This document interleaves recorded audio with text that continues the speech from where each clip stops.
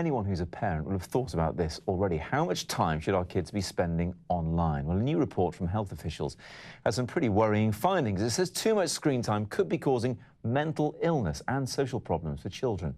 Loneliness, depression, anxiety, low self-esteem and even heightened aggression are all identified as possible issues. Well, let's discuss this now with Liz Fraser from Headcase, a website aimed at changing the face of mental health, and the psychologist Donna Dawson, both mums as well, who both are vested interest in this. Me too, I'm a dad. Liz, the report from Public Health England, though, doesn't set any recommendations on how long is healthy. They seem to suggest that more than 4 hours a day is too much, which seems about right. But how should people manage this? How should parents do that? They haven't put a figure on it because you can't, really. I mean, we can't empirically measure at what point it becomes bad for you and at what point it becomes not bad for you. So it's impossible to put a number on it. And I think what we all as a society need to understand is that this is very new, this is a new thing. So we're actually all learning as we go along how this affects us. I mean, you know, a lot of these social networking sites weren't even around 5 or 7 years ago. And I think what parents need to sort of think of in terms of screen time and social networking is think about it like anything else your children do which has a potential risk.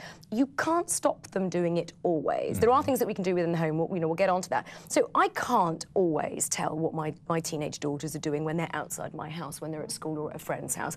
What I can do, what we can all do, is educate them and tell them what the negative effects are. And if you're on these social networking sites or on screen a lot, the pressure on your brain, your eyes, your self-esteem, seeing all these wonderful images. Yeah. We know children are actually feeling worse and worse about themselves. You need to get away from it. So, Donna, it's not just the interaction part. I mean, what about the physical aspects of this, of staring at a screen, a backlit screen, for too long?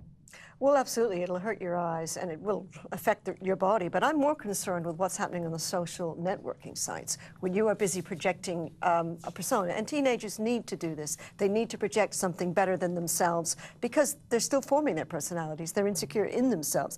So they're projecting outwards. And the temptation is to make yourself better than you actually are. It's so easy to do because you're not doing it in person, so there's no embarrassing telltale signs that you're lying. And you can build this persona, you can Photoshop your photos, make yourself look great.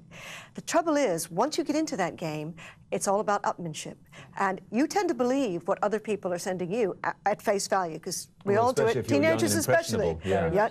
But you also know the truth about yourself. So there's already a discord between what you're doing and what you don't think they're doing, but they're doing the same.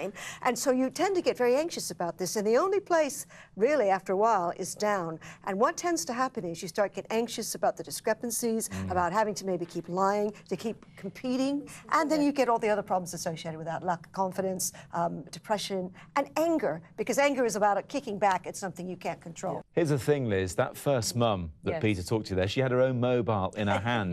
We're the ones setting the example here, aren't we? You're absolutely right, and it is by leading by example, and we were discussing this earlier on. I mean, the first thing I do when I wake up is I check my messages on my phone. That's what I do. I wake up, it's my alarm clock. So, you know, what can we do? Okay, so we can take these things away from them at the end of the night. We have a curfew kind of now, so about 8:30 at night, right, everything in. Switch them off, put them away. And I also think it's very unfair to ask children to self-regulate. I am incapable of self-regulating. Most adults are. So how can you expect an 11 or a 14-year-old to decide, I think I've had enough time? We have to help them with this. We really do. And a message on Facebook from Teresa Cave. My son is nearly 14. He uses his computer for his homeschooling as well as for fun. I find it makes him overactive at night if he doesn't turn it off at least 2 hours before bedtime. Donna, more advice along those lines, Well, it please. stimulates the brain. You know, it hits the arousal centers, particularly if you're playing games. You're into kind of, you know, rewarding the pleasure centers of the brain, and also you're getting the adrenaline going. So too much game playing can give you a tendency to kind of fast, aggressive reactions, which are not great in personal relationships as well as for your health. Let's not be too down on it, though. This is a useful tool. As Teresa said, that her son uses it for schooling as well. Let's finish on a positive note it is a for really the internet. useful tool. Exactly, and they've got to be able to use it. They can't go into the place of work without being able to use this. But there was, just last point, there was very good things in the news this week about sleep and body rhythms. And what they're saying is that the light from these screens is actually interfering with that. And so as you would naturally towards the end of the day, your body produces different chemicals, which makes you a little warmer and a little sleepier. Children who are going on screens till late at night, this is not happening to them, so they can't go to sleep. Interferes with melatonin.